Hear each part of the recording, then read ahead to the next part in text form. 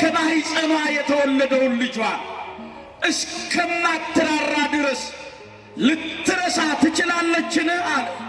ይህንን 9 ወር ከ5 ቀን በማኅፀን የተሸከማችሁ 4 ዓመት በጀርባ ያዘላችሁ ተርባችሁ ያበላችሁ ተጠምታችሁ ያጠጣችሁ ታርዛችሁ ያለበሳችሁ እናቶቻችን መስክሩ። ልጇን ልትረሳ ትችላለች? ልጇን ልጄ አይደለም ልትለው ትችላለች? አዎ ዛሬ የልጆች አቅጣጫ ሌላ የወላጆች አቅጣጫ ሌላ ቢሆንም ልጆቻችንን ዘመናዊ ዱርዬ ለማድረግ ምክንያቶቹ እኛ ብንሆንም እነከሌ አትግጠም ከነከሌ ጋር አትዋል ብለን ከነከሌ የባሰውን ታብሌትና ላፕቶፕ በቤት ሰጥተን ልጆቻችንን ወደ የትኛው አቅጣጫ እየከተተን እንዳለን ወላጆች ራሳችሁን ተመልከቱ። መጀመሪያ አዎ ከሚታየው ዱርዬ አጠገባችሁ ካለው ዱርዬ ነጥላችሁ ዓለም አቀፍ ከሆነ ዱርዬ ጋር የምታስተዋውቁ ልጇ ነው። ያ ልጅ ለእናቱ ልጇ ነው። ኃጢአተኛ ምንሆን፣ በደለኛ ምንሆን፣ ቀማኛ ምንሆን፣ ዘረኛ ምንሆን፣ ጎጠኛ ምንሆን ለእግዚአብሔር ልጆቹ እንደሆንን መዘንጋት የለብንም። ይልቁኑ ዘመን የጨመረ ጌታ ዕለታትን ያሻገረ አምላክ በሥራዬ አይደለም ብለን ወደ ውስጥ የሚያየው ወደ ውጭ የሚያየው ማንነታችንን ወደ ውስጣችን ተመልክተን ንስሐ እንድንገባ እግዚአብሔር ዘመን እየጨመረልን እንደሆነ ማስተዋል ያስፈልጋል። በመጽሐፈ ምሳሌ ምዕራፍ 8 ቁጥር 13 ላይ ኃጢአቱን የሚሰውር አይለማም፣ የሚናዘዛት የሚተዋት እርሱ ከእግዚአብሔር ዘንድ ምሕረትን ከአምላኩ ዘንድ በረከትን ያገኛል ነው የሚለው። ኦርቶዶክሳውያን ከዚህ የተነሳ ነው እግዚአብሔር እንዲህ ይለናል፣ እናት በእውነት ሴት ከማኅፀኗ የወለደችው ልጇ እስከማትራራ ድረስ ልትረሳው ትችላለችን አለ። አዎ ልትረሳው ትችል ይሆናል ይልና እኔ ግን ይላል ለዘለዓለም አልረሳችሁም አለ። ክብርና ምስጋና ለስሙ ይሁን። እኔ ግን ለዘለዓለም ምን አልላችሁም? አልረሳችሁም፣ አልተዋችሁም አለ። ምን አይነት አባት ነው ያለ? ምን አይነት አምላክ ነው ያለ? እናታችን ድንግል ማርያም ምን አይነቱን ልጅ ነው ወልዳ የሰጠችን? የእግዚአብሔር ልጆች እኔ ግን ለዘላለም አልተዋችሁም፣ ለዘላለም አልረሳችሁም ማለት የጌታችን የመድኃኒታችን የኢየሱስ ክርስቶስ የመንግሥት ምሳሌ የሆናችሁ ሕፃናት በወደደንና ባፈቀረን እስከ ሞት ድረስ ራሱን አሳልፎ በሰጠን በጌታችን በመድኃኒታችን በኢየሱስ ክርስቶስ ፍጹም የሰላምታ ቃል እንደምን ከረማችሁ?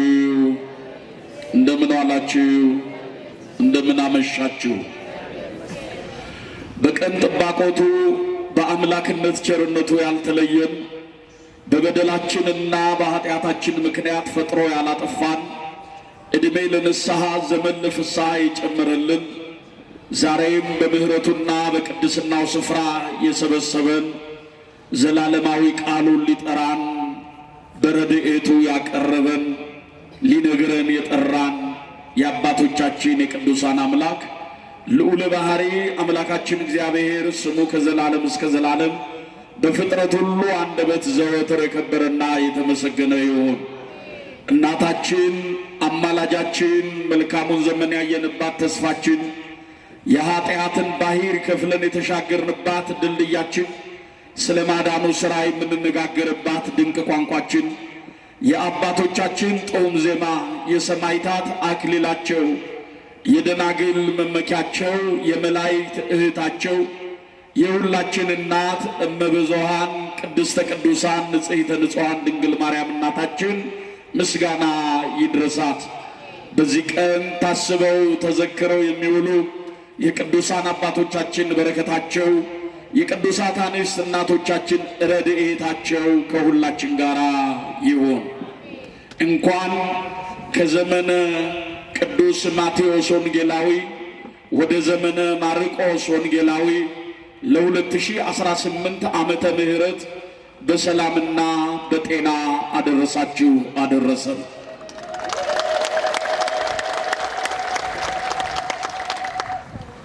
በዘመነ ማርቆስ በመጀመሪያው ሳምንት በመጀመሪያው ዕለተ ሐሙስ በዚህ ጉባኤ እንድንገናኝ የረዳን የአባቶቻችን አምላክ ዘመኑን ይባርክልን። በዚህ አውደ ምሕረት እግዚአብሔር ለራሱ ምርኮን የሚያበዛበት፣ ልጆቹን በቃሉ የሚጠግንበት፣ የወደቅን የምንነሳበት፣ ያዘንን የምንጽናናበት፣ በኃጢአት በበደል የቆሸሽን ንስሐ ገብተን ቅዱስ ሥጋውን ክቡር ደሙን ተቀብለን ዘላለማዊ መንግሥቱን የምንወርስበት፣ በዚህ የሚያገለግሉ መምህራን፣ ሊቃውንት፣ ካህናት ከአባቶቻችን ከመምሪያዎቻችን ጀምሮ የሚደክሙትን ድካማቸውን ተቀብሎ እግዚአብሔር በእናንተ መዳን ለነሱም ለእኛም ዋጋ እንዲከፍለን ቅዱስ ፈቃዱ ይሆንልን። እንግዲህ የዘመነ ማርቆስ የመጀመሪያው ሳምንት ትላንት በ7 ተጠናቋል። ይሄ የመጀመሪያው ሳምንት ስንል ዮሐንስ ተብሎ የሚጠራው ከመስከረም 1 እስከ መስከረም 7 ያለው ዕለታት ዮሐንስ ተብሎ መጥምቀ መለኮት ቅዱስ ዮሐንስ የሚታሰብበት ነው። የዛሬው ዕለት መስከረም 8 ዘካርያስ ይባላል።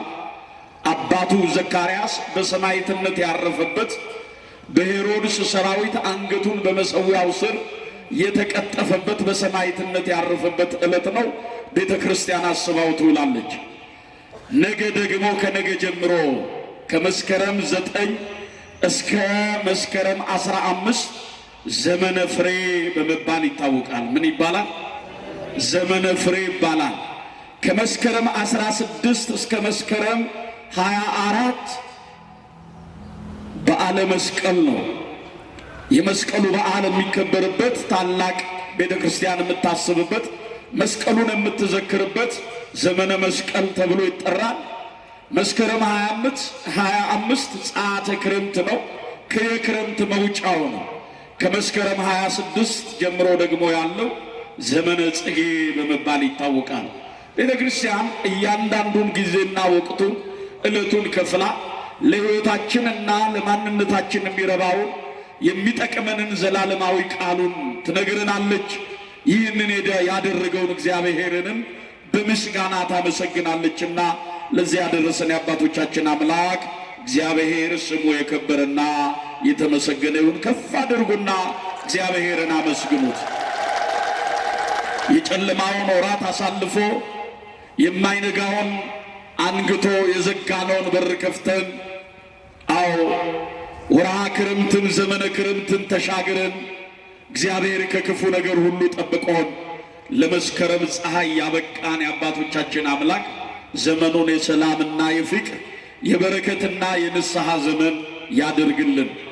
ዛሬ በዚህ ጉዳይ ላይ አንድ የመጽሐፍ ቅዱስ ክፍል አንስተን አጠር ላለ ደቂቃ የእግዚአብሔር የአምላካችንን ዘላለማዊ ቃሉን መለኮታዊ ሐሳቡን እንሰማለን።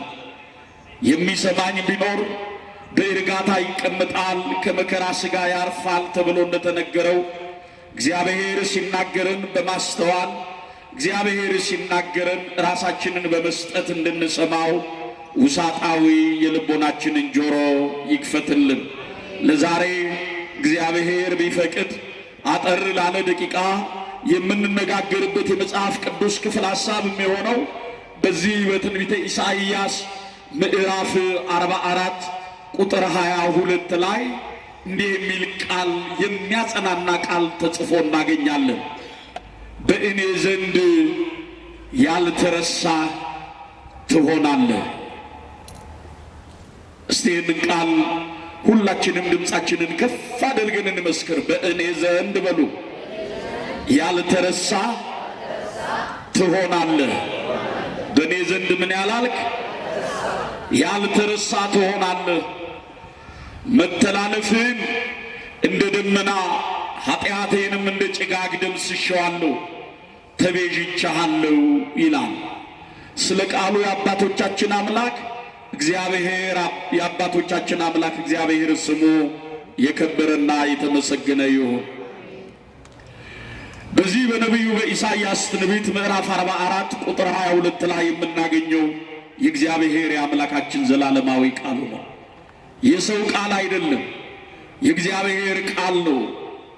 የማይለወጥ ነው፣ የማይሻር ነው። ከሰው አሁን የሰማነው ሐሳብ ከደቂቃዎች በኋላ ይለወጣል።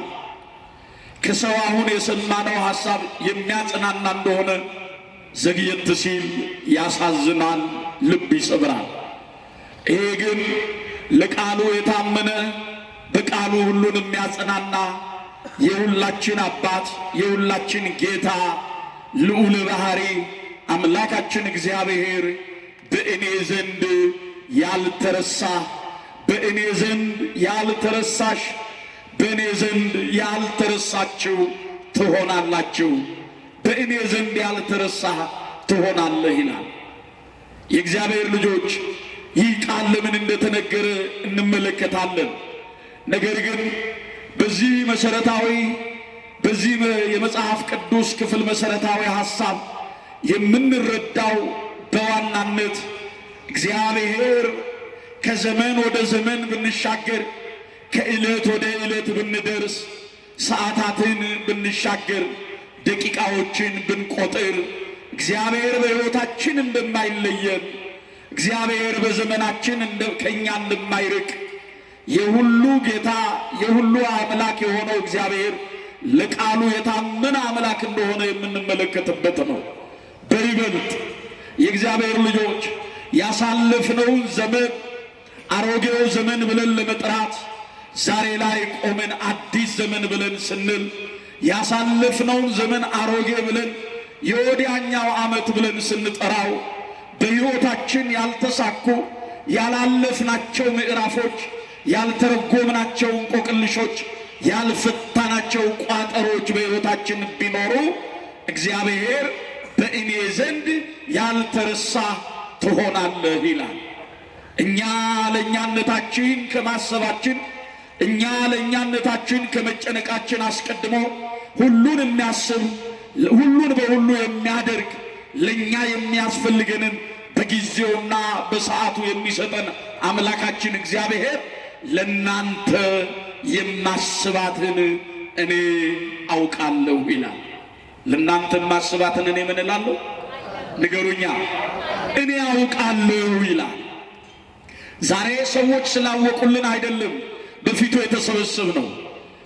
እኛ ስለ እኛነታችን ስለተረዳን ቀናችንን ከብዙ ነገር የተሸሸግን መስሎን በዋልንበት ስለዋልን ባደርንበት ስላደርን ለእኛነታችን ያወቅን ስለሆነን አይደለም ለዚህ ዕለት የደረስነው። በማን ቸርነት ነው? በማን ቸርነት ነው? በእግዚአብሔር ቸርነት ነው። ሰዎች ቢረሱንም ወዳጆቻችን ከኛ ቢለዩ በሰዎች ሐሳብ ውስጥ ብንጠፋ ብንሰረዝ የእግዚአብሔር ልጆች ነቢየ እግዚአብሔር ቅዱስ ዳዊት በዚህ በመዝሙር 31 ቁጥር 12 ላይ እንደ ሞተ ሰው ከልብ ተረሳው ይላል። እንደ ሞተ ሰው ከምን ተረሳው? ከልብ ተረሳው።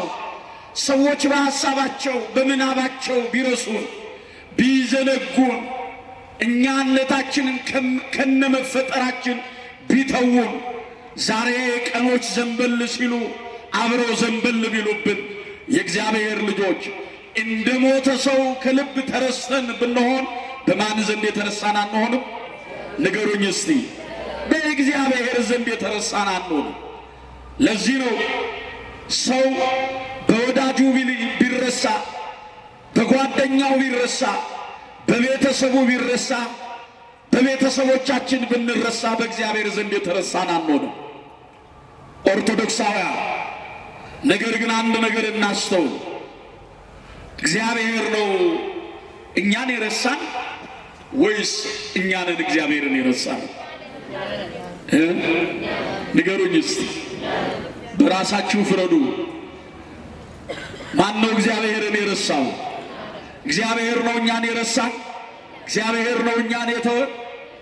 እንዳልረሳንማ እንዳልተወንማ እንዳልዘነጋንማ እግዚአብሔር በብዙ በተፈጥሮ ነገረን፣ በመግቦቱ ነገረን፣ ቀንና ሌሊትን እያፈራረቀ ነገረን። ሰዓታትን ወደ ዕለታት፣ ዕለታትን ወደ ወራት፣ ወራትን ወደ ዓመታት ቀይሮ እግዚአብሔር ነገረን። እግዚአብሔርማ በሥራው ድንቅ እንደሆነ ነገረን። እኛንን እግዚአብሔርን የረሳነው። በዚህ በትንቢተ ኤርምያስ ምዕራፍ 2 ቁጥር 32 ላይ እንዲህ የሚል ቃል ተጽፎ ነው የምናገኘው። ቆንጆ ሴት ጌጧን ሙሽራይቱም ዝርግፍ ጌጧን ትረሳ ዘንድ ትችላለችን ይላል። ቆንጆ ሴት ጌጧን ሙሽራ መዋቢያዋን ትረሳለችን ይልና ሕዝቤ ግን ይላል ላልተቆጠሩ ወራት እኔን ረስቶኛል አለ። እኔን ምን ብሎኛል? ረስቶኛል። ሕዝቤ ግን አለ እግዚአብሔር ሕዝቡ ያ ሕዝብ አላለም። እየረሳ ነውም ሕዝቤ ይልናል። እየጠላ ነውም ይወደናል። እየራቅ ነውም ይቀርበናል። ሕዝቤ ግን ላልተቆጠረ ወራት እኔን ረስቶኛል አለ። በቃ ላልተቆጠረ ወራት ሙሽራ መዋቢያዋን ቆንጆ ሴት ዝርግፍ ጌጧን ትረሳለችን? ከክብር ላይ ክብር የሆንኳችሁ፣ ያበላኋችሁ፣ ያጠጣኋችሁ፣ የመገብኳችሁ፣ ከክፉ ነገር የጠበቅኳችሁ እኔን ሕዝቤ ግን ላልተቆጠረ ወራት እኔን ረስቶኛል። በዚህ ብቻ አይደለም። በኦሪት ዘዳግም ምዕራፍ 32 ቁጥር 18 ላይ የፈጠረህን አምላክህን የወለደህን እግዚአብሔርን ረሳ ይላል። የፈጠረህን አምላክህን የወለደህንም እግዚአብሔርን ምን አልከው አለ? ረሳኸው፣ ተውከው አለ። በብዙ በጭንቅ የወለደን፣ በመከራ የወለደን፣ በዳግም ልደት የወለደን፣ በመስቀል ሞት የወለደን፣ ከክፉ ነገር የታደገን፣ ከእስራት የፈታን፣ ከጠላታችን ከዲያብሎስ ግዞት ነፃ ያወጣን የፈጠረህን እግዚአብሔርን የወለደህንም አምላክህን እግዚአብሔርን ረሳ ነው የሚለው። ታስታውሳላችሁ ኦርቶዶክሳውያን፣ በዚህ በመዝሙረ ዳዊት መዝሙር 105 ከቁጥር 1 ጀምራችሁ ስትመለከቱ፣ አዎ ነቢየ እግዚአብሔር ቅዱስ ዳዊት አባቶቹ ስለመጡበት መንገድ፣ እግዚአብሔር ለአባቶቹ ስላደረገው በጎነት፣ እስራኤላውያን ከ470 ዘመን ግዞት በኋላ እግዚአብሔር ከጠላቶቻቸው እጅ እንዴት እንዳዳናቸው፣ አዎ ጠላቶቻቸውን አሳፍሮ እነሱን አክብሮ በመንገዳቸው እየመራ ባህርን በተፈጥሮ ሂደት ማንም ሊያደርገው በማይችል ባህርን እንደ ግድግዳ አቁሞ በደረቅ ምድር ላይ አሻግሮ ከሚከተላቸው አለት ላይ ውሃ እያፈለቀ ከሰማይ ትኩስ መናን እያዘነመ መገባቸው። እግዚአብሔር ሕዝቡን በብዙ በረከት ወደ ተስፋይቱ አገር ወደ ምድረ ርስት ከነዓን መራቸው ይላል። በመንገዳቸውም ሁሉ እግዚአብሔር አብሯቸው ነበረ። በሐሳባቸውም ሁሉ ይቀድምላቸው ነበረ። አዎ የእግዚአብሔር ልጆች እስራኤል ዘሥጋ ብዙውን ጊዜ እግዚአብሔርን ከሚያሳዝኑበት ከእግዚአብሔር ሐሳብ ከሚወጡበት ዋነኛና መሰረታዊ ነገሮቹ መካከል አንዱ የሆነው ጣዖት ማምለክ ነው። ምን ማምለክ አልኳችሁ? ለተቀረጸ ምስል ይሰግዳሉ። በፈጠራቸው አምላክ ላይ ያጉረመርማሉ። ከትእዛዙ ፈቀቅ ይላሉ። ከሐሳቡ ይወጣሉ። ለዚህ ነው በትንቢተ ኢሳይያስ ምዕራፍ 56 ላይ ሐሳቤ እንደ ሐሳባችሁ መንገዴም እንደ መንገዳችሁ ሰማይ ከምድር ከፍ እንደሚል እንዲሁ የራቀ ነው ይላል። ሐሳቤ ከሐሳባችሁ መንገዴም ከመንገዳችሁ ሰማይ ከምድር ከፍ እንደሚል እንዲሁ የራቀ ነው ይላል ኦርቶዶክሳውያን። ከእግዚአብሔር ሐሳብ በዚህ ልክ ይርቁ ነበረ። ነገር ግን እግዚአብሔር ደግሞ በበዛው ምሕረቱ ይጎበኛቸዋል። ልብ በሉ፣ ከእስራኤል ዘሥጋ ስህተት ከእግዚአብሔር ምሕረት አይጠፋም ነበር። ከእነርሱ ትዕቢት ከእግዚአብሔር ይቅርታ አይለይም ነበረ። በእንዲህ ያለ ማንነታቸው እግዚአብሔር ከቀን ወደ ቀን እየጠበቃቸው ባሕረ ኤርትራን ከፍለው ተሻገሩ። ጠላታቸውን ፈርዖንንም በዛው በባሕረ ኤርትራ አሰጠመላቸው። አባቶቻችን እንደሚነግሩን 470 ዘመን ሙሉ እነ ራሔል ያለቀሱት እንባ ከፊታቸው ባሕረ ኤርትራ ሆኖ ጠበቃቸው። ከአሕዛብ ሀገር ወጥተዋልና ወደ ተቀደሰችው ምድር አቅንተዋልና እግዚአብሔር በገዛ እንባቸው አጥምቆ ወደ ተስፋይቱ ሀገር ወደ ምድረ ርስት ከነዓን ሊያሻግራቸው እግዚአብሔር ባሕረ ኤርትራን ከፊታቸው አንጣሎ ጠበቃቸው። ያ ባሕር 470 ዘመን ሙሉ ያለቀሱት እንባ ነበረ። እነ ራሔል ስለ ልጆቻቸው መጽናናት ያጡበት እንባ ነበረ። ታዲያ ያ እንባ ነው ፈርዖንን ያሰጠመው። የእግዚአብሔር ልጆች ወገኖቹን በዛ አጥምቆ አሳልፋቸው፣ ጠላታቸውን በዛ አሰጠመ ይላል። ይሄን ሁሉ ነገር ማን አደረገ? እስቲ ማን አደረገ? አመስግኑት እግዚአብሔር። የቀና ሰው አለ? አመስግኑ እንጂ በደንብ። እግዚአብሔር ምስጋናችንን ይቀበልልን። አሁንም የኃጢአቱን ባሕር እግዚአብሔር ከፍሎ ያሻግረን። የበደሉን ባሕር ከፍሎ ያሻግረን። አሻገራቸው፣ በቀስታ የሚመራቸው ነበር ይላል ነቢየ እግዚአብሔር ቅዱስ ዳዊት በመዝሙር 105 ከቁጥር 1 ጀምሮ ይሄንን ይተርከዋል። በጥቅሉ የሚገርማቸው ባሕረ ኤርትራን ከፍለው ከተሻገሩ በኋላ ሕዝቡ ሁሉ እንደ አንድ ቃል ተናጋሪ እንደ አንድ ልብ መካሪ ሆነው የሙሴ እህት ማርያም ከበሮውን አንስታ ንሴብሖ ለእግዚአብሔር እያለች ባሕር ከፍሎ ያሻገረው በደረቅ ዓለት ላይ ውሃ ያፈለቀው ከሰማይ መና ያዘነበውን ጌታ ምስጉን ነው የተመሰገነ እያለች ከበሮውን አንስታ ሁሉም በአንድነት ዘመሩ ይላል። ምን አሉ? ቆይተው ግን ይልና መጽሐፉ ላይ ስትመለከቱ ቆይተው ፈጥነው ይህንን ያደረገውን እግዚአብሔርን ረሱት ይላል። ምን አሉት? ያሻገራቸውን አምላክ ረሱት። ዘመን የጨመረላቸውን ጌታ ዘነጉት። ተርበው ሳለ ከሰማይ ትኩስ መና እያዘነመ የመገባቸውን ከሚከተላቸው ዓለት ላይ ከደረቅ ዓለት ላይ ከደረቅ ጭንጫ ላይ ውሃ እያፈለቀ ጥማቸውን የቆረጠውን ጌታ ረሱት ይላል።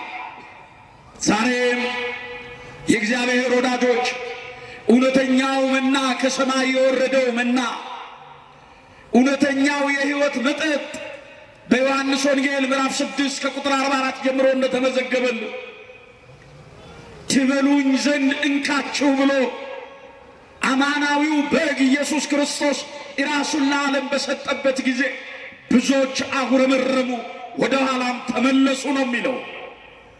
እግዚአብሔር ወደ ኋላ ከመመለስ ሁላችንን የሚጠብቀን። ትላንትናን አልፈን ዛሬ ላይ ደርሰናል። ዛሬ ላይ ቆሞ ነገን ለመድረስ የማይሻ ነገን ተስፋ የማያደርግ በሕይወቱ ነገን የማያቅድ በማንነቱ ማንም የለም።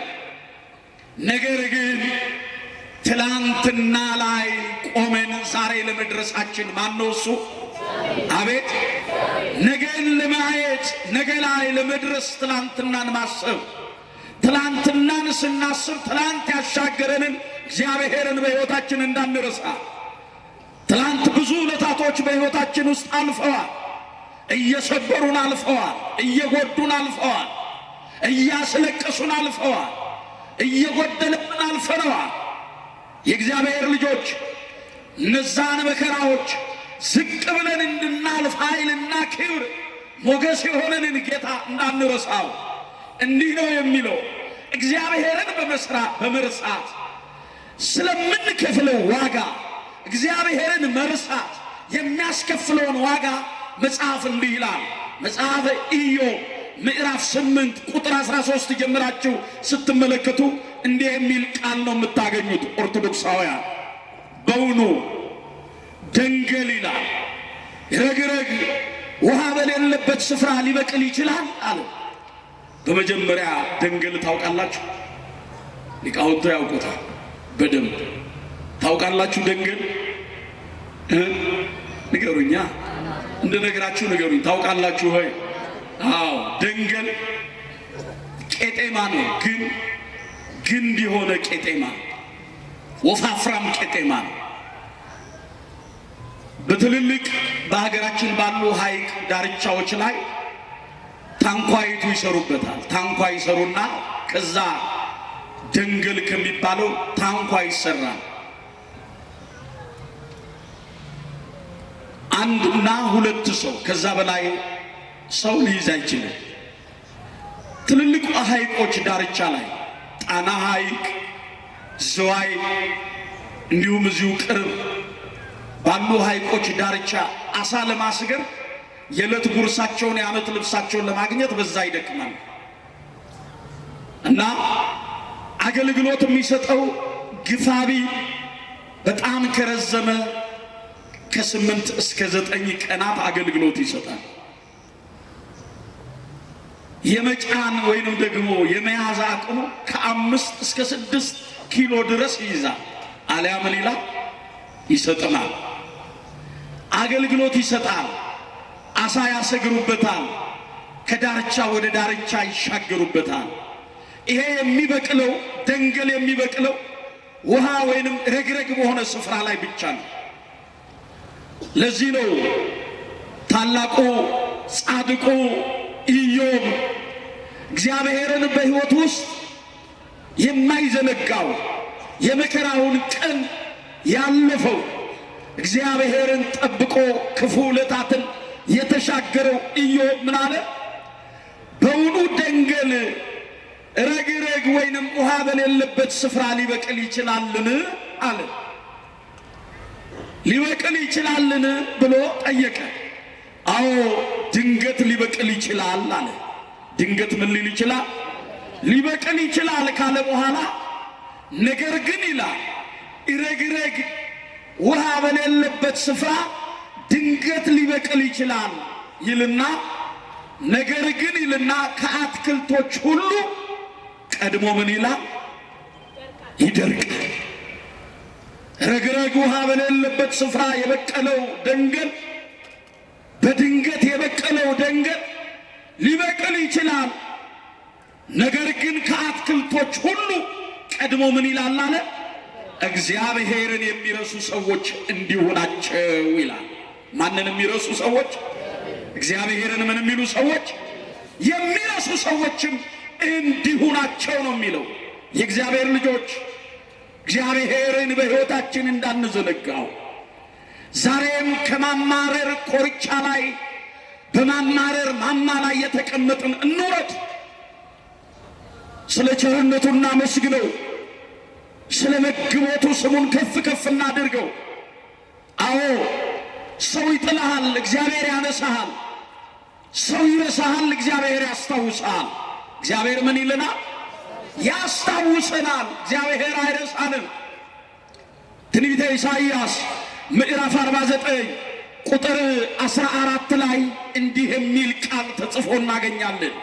እግዚአብሔር እንደማይረሳን ለቃሉ የታመነው ጌታ በቃሉ እንዲህ ይልናል። ኦርቶዶክሳውያን ጽዮን ግን እግዚአብሔር ረስቶኛል አለች ይላል። ማን ረስቶኛል? እንዲህ ይላል።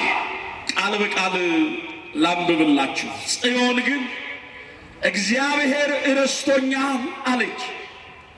በውኑ ሴት ከማኅፀኗ ለተወለደው ልጅ እስከማትራራ ድረስ ሕፃኗን ትረሳ ዘንድ ትችላለችን? አያችሁ፣ ሴት ከማኅፀኗ የተወለደውን ልጇን እስከማትራራ ድረስ ልትረሳ ትችላለችን አለ። ይሄንን 9 ወር ከ5 ቀን በማኅፀን የተሸከማችሁ፣ 4 ዓመት በጀርባ ያዘላችሁ፣ ተርባችሁ ያበላችሁ፣ ተጠምታችሁ ያጠጣችሁ፣ ታርዛችሁ ያለበሳችሁ እናቶቻችን መስክሩ። ልጇን ልትረሳ ትችላለች? ልጇን ልጄ አይደለም ልትለው ትችላለች? አዎ፣ ዛሬ የልጆች አቅጣጫ ሌላ፣ የወላጆች አቅጣጫ ሌላ ቢሆንም ልጆቻችንን ዘመናዊ ዱርዬ ለማድረግ ምክንያቶቹ እኛ ብንሆንም እነከሌ አትግጠም ከነከሌ ጋር አትዋል ብለን ከነከሌ የባሰውን ታብሌትና ላፕቶፕ በቤት ሰጥተን ልጆቻችንን ወደ የትኛው አቅጣጫ እየከተተን እንዳለን ወላጆች ራሳችሁን ተመልከቱ መጀመሪያ። አዎ፣ ከሚታየው ዱርዬ አጠገባችሁ ካለው ዱርዬ ነጥላችሁ ዓለም አቀፍ ከሆነ ዱርዬ ጋር የምታስተዋውቁ ልጆቻችሁን የምታሳድጉ ወላጆች አስተውሉ፣ ልብ በሉ። ነገር ግን ወንበዴም ይሁን ዘራፊም ይሁን ቀማኛም ይሁን ልጇ ነው። ያ ልጅ ለእናቱ ልጇ ነው። ኃጢአተኛም እንሁን በደለኛም እንሁን ቀማኛም እንሁን ዘረኛም እንሁን ጎጠኛም እንሁን ለእግዚአብሔር ልጆቹ እንደሆንን መዘንጋት የለብንም። ይልቁኑ ዘመን የጨመረ ጌታ፣ ዕለታትን ያሻገረ አምላክ በሥራዬ አይደለም ብለን ወደ ውስጥ የሚያየው ወደ ውጭ የሚያየውን ማንነታችንን ወደ ውስጣችን ተመልክተን ንስሐ እንድንገባ እግዚአብሔር ዘመን እየጨመረልን እንደሆነ ማስተዋል ያስፈልጋል። በመጽሐፈ ምሳሌ ምዕራፍ 8 ቁጥር 13 ላይ ኃጢአቱን የሚሰውር አይለማም፣ የሚናዘዛት የሚተዋት እርሱ ከእግዚአብሔር ዘንድ ምሕረትን ከአምላኩ ዘንድ በረከትን ያገኛል ነው የሚለው። ኦርቶዶክሳውያን ከዚህ የተነሳ ነው እግዚአብሔር እንዲህ ይለናል፣ እናት በእውነት ሴት ከማኅፀኗ የወለደችውን ልጇን እስከማትራራ ድረስ ልትረሳው ትችላለችን አለ። አዎ ልትረሳው ትችል ይሆናል ይልና እኔ ግን ይላል ለዘለዓለም አልረሳችሁም አለ። ክብርና ምስጋና ለስሙ። እኔ ግን ለዘለዓለም ምን አልላችሁም? አልረሳችሁም፣ አልተዋችሁም አለ። ምን አይነት አባት ነው ያለ? ምን አይነት አምላክ ነው ያለ? እናቱ እናታችን ድንግል ማርያም ምን አይነቱን ልጅ ነው ወልዳ የሰጠችን? የእግዚአብሔር ልጆች እኔ ግን ለዘላለም አልተዋችሁም፣ ለዘላለም አልረሳችሁም ማለት ቃሉ። የእግዚአብሔር ልጆች አሁን የተናገርነው ያነሳነው የመጽሐፍ ቅዱስ ክፍል ያዕቆብ ሆይ ይላል፣ እስራኤል ሆይ አንተ ባሪያዬ ነህ፣ ይህን አስብ ሰርቼሃለሁ። አንተ ባሪያዬ ነህ፣ እስራኤል ሆይ በእኔ ዘንድ ያልተረሳ ትሆናለህ። መተላለፍን እንደ ደመና ኃጢአትንም እንደ ጭጋግ ደምስሼዋለሁ። ተቤዥቼሃለሁ፣ ወደ እኔ ተመለስ። ሰማያት ሆይ ይህንን አድርጎታልና ዘምሩ ይላል። እግዚአብሔር ያዕቆብን ተቤዥቶታልና በእስራኤል ዘንድ ይከብራልና። አንተ የምድር ጥልቅ ዱር፣ በእናንተ ያለ ዛፍ ሁሉ እልል በሉ ይላል ቃሉ። ከማኅፀን የሠራ የሚቤዥህ እግዚአብሔር እንዲህ ይልሃል አለ። ማን እንዲህ ይልሃል? ማን እንዲህ ይልሃል? ከማኅፀን የሠራ የተቤዠህ እግዚአብሔር እንዲህ ይልሃል፣ በእኔ ዘንድ ያልተረሳ ትሆናለህ ይላል። ያዕቆብ ከእናቱ ማኅፀን ሳለ ከወንድሙ ከኤሳው ጋር በርብቃ ማኅፀን ሳለ ይገፋፋ የነበረ ነው። ይስሐቅም እነዚህን ሁለቱን ልጆቹን ከማግኘቱ በፊት በአምላኩ ፊት በብዙ መልኩ ቆሟል። ስለ ሚስቱ ስለ ርብቃ እግዚአብሔርን ጠይቋል። ይስሐቅም ለዘመናት በእግዚአብሔር ፊት ቆመ ነው የሚለው መጽሐፍ። በማን ፊት ቆመ? በማን ፊት ቆመ? ባል ስለ ሚስቱ በእግዚአብሔር ፊት ቆመ። የሚስቱን ማኅፀን እግዚአብሔር እንዲከፍት፣ ማኅፀኗን እንዲያለበልም፣ ወገቡን እንዲፈታ ይስሐቅ ስለ ሚስቱ ስለ ርብቃ በእግዚአብሔር ፊት ቆመ። ዛሬም የእግዚአብሔር ወዳጆች ስለ ሀገራችን፣ ስለ ትውልዳችን፣ ስለ ቤተ ክርስቲያናችን፣ ስለ አገልግሎታችን፣ ስለ ፍቅራችን፣ ስለ ማህበራችን፣ ስለ አንድነታችን በእግዚአብሔር ፊት ልንቆም የሚገባበት ዘመን ላይ ነው ያለው። በእግዚአብሔር ፊት ቆመ። ስለ ሚስቱ ስለ ርብቃ ወላጆች ስለ ልጆቻችሁ በእግዚአብሔር ፊት ቆሙ። ልጆች ስለ ወላጆቻችሁ በእግዚአብሔር ፊት ቆሙ። አዎ ምእመናን ስለ መምህራኖቻችሁ በእግዚአብሔር ፊት ቆሙ። መምህራን ስለ ልጆቻችን በእግዚአብሔር ፊት እንቁም። በእግዚአብሔር ፊት መቆም ያስፈልጋል። በእግዚአብሔር ፊት የቆመው ይስሐቅ እንዲሁ አልተመለሰም። በርብቃ ማኅፀን እግዚአብሔርን አንድ ሲለምነው ሁለት ልጅ ሰጠው። ስንት ልጅ ሰጠው? ክብርና ምስጋና ለስሙ ይሁን። እግዚአብሔር ርብቃን ጎበኛት። ሁለት ልጅ ጸነሰች፣ ያዕቆብንና ኤሳውን። ነገር ግን ኦርቶዶክሳውያን ያዕቆብና ኤሳው ገና በእናታቸው ማኅፀን ሳሉ ምን ይሉ ነበር ነው የሚለው መጽሐፍ? ይገፋፉ ነበር። ርብቃ ኢትዮጵያ፣ ርብቃ ቤተ ክርስቲያን ዛሬም ልጆቿ ይገፋፋሉ። እውነት አስት አንዱ አንዱን ይገፋል፣ አንዱ አንዱን ያሳድዳል፣ አንዱ አንዱን ያስረባል፣ አንዱ አንዱን ያስጠማል፣ አንዱ ስለ አንዱ ይሰደዳል፣ አንዱ ስለ አንዱ ይገፋል።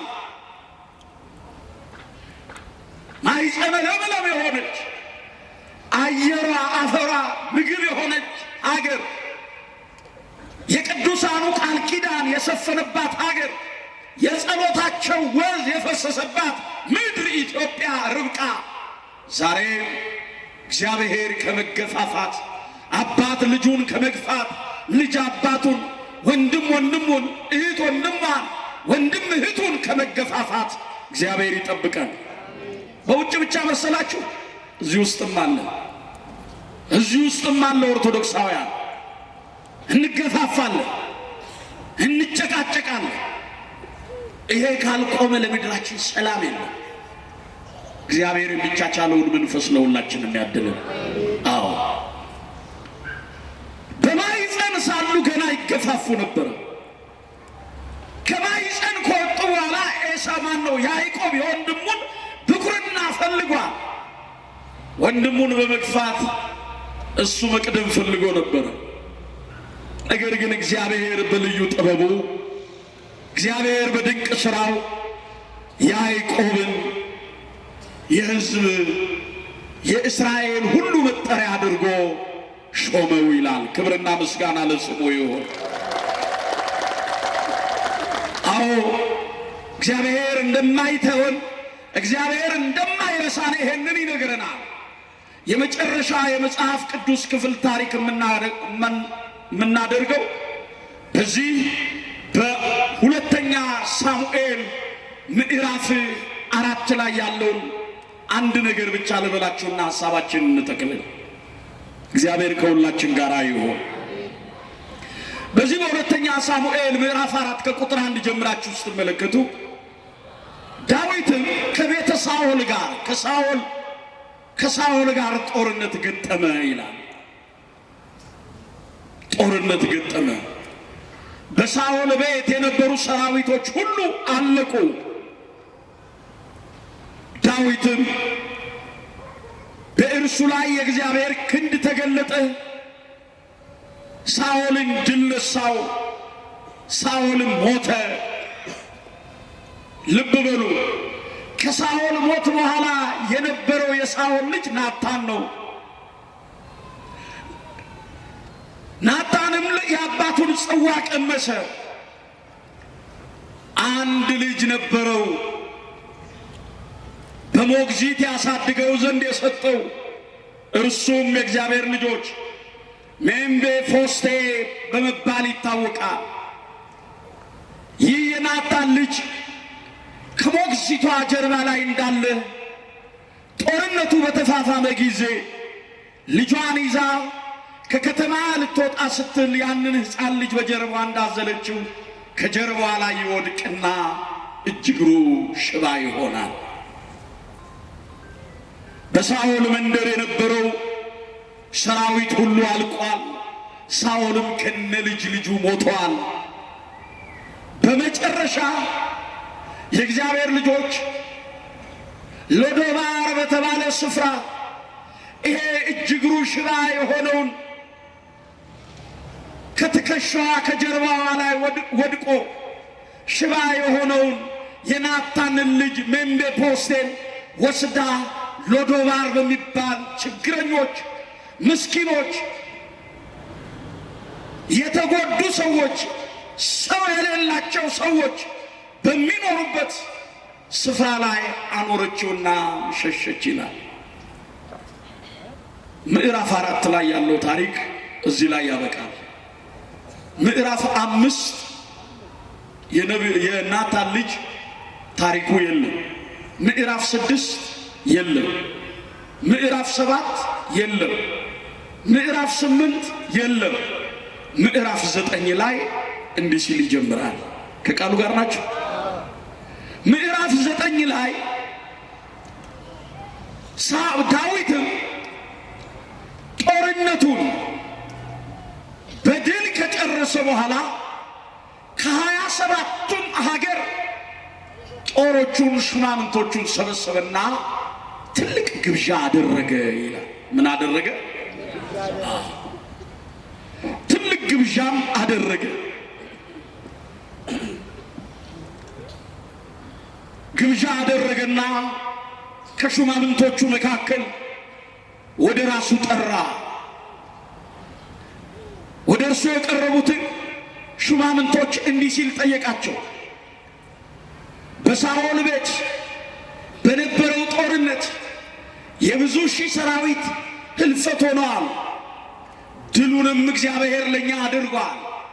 ነገር ግን እንራራለት ዘንድ ወደ ቀደመ ክብሩን መልሰው ዘንድ በሳኦል ቤት የተረፈ ሰዎች የረሱት ሰዎች የጣሉት ሰው ከሳኦል ቤት ለዘር የቀረ የተረሳ ሰው ይኖር ይሆንን ብሎ ጠየቀ ዳዊት። የእግዚአብሔር ልጆች ልብ በሉ። የዚህ ሰው ታሪክ በ4ቱም ምዕራፍ ላይ የለም። በ9ኛው ምዕራፍ ላይ ግን ዳዊት እንዲህ የሚል ቃል ሲናገር ትሰሙታላችሁ። 2013 ላይ ታሪካችሁ የሌለ 2014 እና 15 ላይ ታሪካችሁ ያልተወሳ 16ን አልፋችሁ 2017 መገባደጃው ላይ ታሪካችሁ የተቆረጠው የተቀጠለላችሁ እግዚአብሔር በብዙ በረከት ያስታወሳችሁ ከወደቃችሁበት ቦታ የተነሳችሁ ትላንት ያማችሁት እግዚአብሔርን አያችሁት? ትላንት ያጉረመረማችሁት እግዚአብሔርን አያችሁት? የኔን ነገርማ ትቶታል፣ የኔን ነገርማ ረስቶታል፣ እግዚአብሔር መች እኔን ያየኛል፣ መች እኔን ከሰው እኩል ይቆጥረኛል ያላችሁ ሰዎች አያችሁት እግዚአብሔር? ዛሬም አዲስ ምዕራፍ የጀመራችሁ በበጎ እቅድ እግዚአብሔርን በማስቀደም የተነሳችሁ እግዚአብሔር የፈቀደው ይሁን ብላችሁ የሕይወታችሁን ፍቃድ ለእግዚአብሔር አሳልፋችሁ የሰጣችሁ በመጠበቂያዬ ግንብ ላይ ሆኜ ጠብቀሃለሁ በሉት። እሺ በሉኝ፣ ግድላችሁ እግዚአብሔር አይረሳችሁም። የተረሳ ሰው ይኖር ይሆን አለ ዳዊት። አለ አሉ በቃ ሰራዊት ሹማምንቱ። አዎ ያ ሁሉ ሰራዊት ሲያልቅ ሳኦል ከነ ልጁ ከነ ናታን ሲሞት የናታን ልጅ ሜምፊቦስቴ ተብሎ የሚጠራ በሞግዚቱ ትከሻ ላይ ከሞግዚቱ ትከሻ ላይ በጦርነቱ ሰዓት ወድቆ እጅግሩ ሽባ የሆነ ከውሾችና ከእንስሳት ጋር የሚበላ የሚመገብ የዕለት ጉርስ የዓመት ልብስ በቅጡ የሌለው ሎዶባር ተብሎ በሚጠራ ስፍራ የወደቀ አንድ ምስኪን ሰው አለ አለው። አምጡት አለ። አምጡት፣ ወደ ቤተ መንግሥቱ አምጡት፣ ወደ ዙፋኔ ወደ ሰገነቴ አምጡት አለ። ክብር ለሥላሴ ይሁን። አመስግኑት እግዚአብሔር። አመጡት፣ ኦርቶዶክሳውያን አመጡት። አመጡትና እጅግሩ እንደታሰረ በቃሬዛ ላይ እንዳለ በውኑ የተጣልኩትን የወደቅኩትን ሰዎች የረሱኝን እንዴት አስታወስከኝ አለው። እንዴት አስታወስከኝ፣ እንዴት ጠራኸኝ፣ እንዴት አቀረብከኝ አለው። የአባቶችህ አምላክ ይህንን አደረገልህ አለው። ክብርና ምስጋና ለስሙ ይሁን። በእኔ ዘንድ ያልተረሳህ ትሆናለህ። አያችሁ እግዚአብሔር የአባቶችህ አምላክ ይህንን አደረገልህ። ከዚህ በኋላ እኔ ከምጠጣው ወይን ጠጅ ትጠጣለህ፣ እኔ ከምቆርጠው ፍሪዳ ትበላለህ፣ ከኔ ጋር አብረህ በማዕድ ትቀመጣለህ። ለአባትህ ይሆን ዘንድ አባቶችን ታስታውስ ዘንድ ብዙ እርሻን ብዙ ጋሻ ምድርን እሰጥሃለሁ አለው ዳዊት። ክብርና ምስጋና ለስሙ ይሁን። ዛሬም ከወደቅንበት ቀና እንድንል ከጠፋንበት እንድንገኝ የወደደና የፈቀደ እግዚአብሔር ትላንትና ጠላቶቻችን የቆረጡትን ገመድ ቀጥሎ ያቆሙትን እስትንፋስ አስቀጥሎ የማይነጋውን ጨለማ አሳልፎ በብርሃን ላይ ብርሃንን አጎናጽፎ ዘመንን ጨምሮ በንፋስ አለምልሞ በዝናብ አብቅሎ በፀሐይ አብስሎ ፍጥረትን ሁሉ የሚመግብ የታመነው አምላካችን እግዚአብሔር በእኔ ዘንድ ያልተረሳ ትሆናለህ ይላል።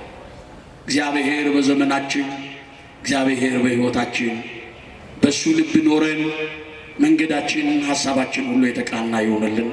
እግዚአብሔር ይስጥልን። ጉባኤውን ያስፋ። ጉባኤን መምህራኑን እግዚአብሔር በብዙ በረከት በብዙ ጸጋቸው ያቆየልን። ምእመናን እድለኞች ናችሁ። ከዚህ ቀደምም ተናግሬዋለሁ። በጣም ለናንተ የሚራሩ ለመንጋው የሚያስቡ የተጠሩበትን ዓላማ የሚያውቁ ፍቅራቸውን አውደ ምሕረት ላይ ብቻ አይደለም በሕይወት የሚገልጡ እርስ በራስ የሚደጋገፉ የሚተዛዘኑ የሚጠያየቁ ስለ ቤተ ክርስቲያን የሚመክሩ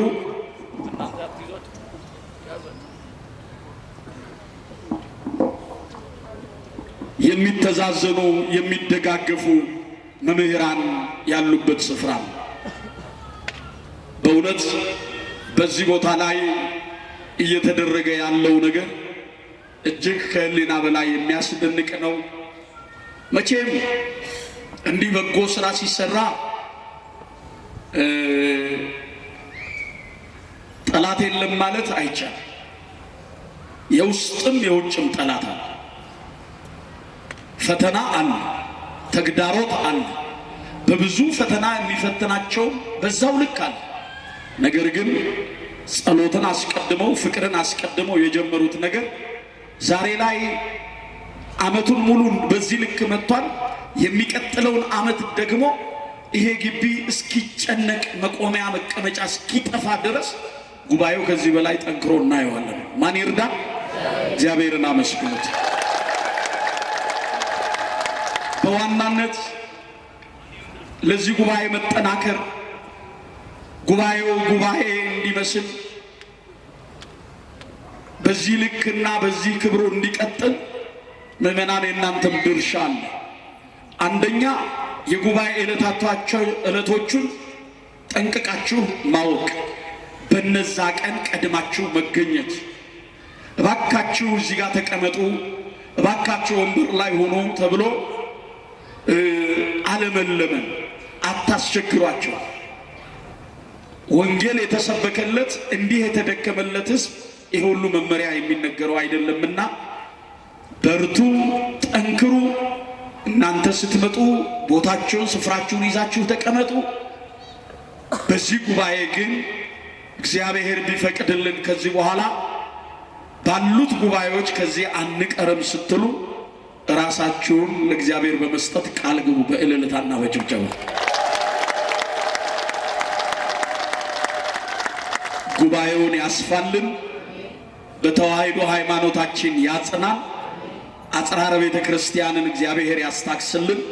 እጅግ የምንወዳትን የምናከብራትን የምንሳሳላትን ሀገራችንን ኢትዮጵያን ጽኑ ሰላም ያደርግልን።